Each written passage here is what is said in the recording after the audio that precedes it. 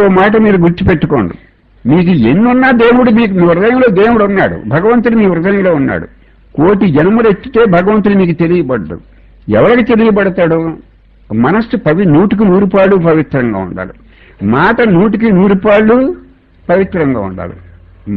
మాటలో శుద్ధి లేదు, బుద్ధిలో శుద్ధి లేని వాళ్ళకే దేవుడి దర్శనం. బుద్ధిలో శుద్ధి లేదు, మాటలో శుద్ధి లేదు, ఆలోచనలో శుద్ధి లేదు, వీళ్ళకే దేవుడి దర్శనం.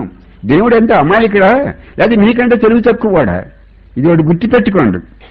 మనస్సు 100కి 100 పవిత్రం అవ్వాలి. మన వాక్కు 100కి 100 పవిత్రం అవ్వాలి.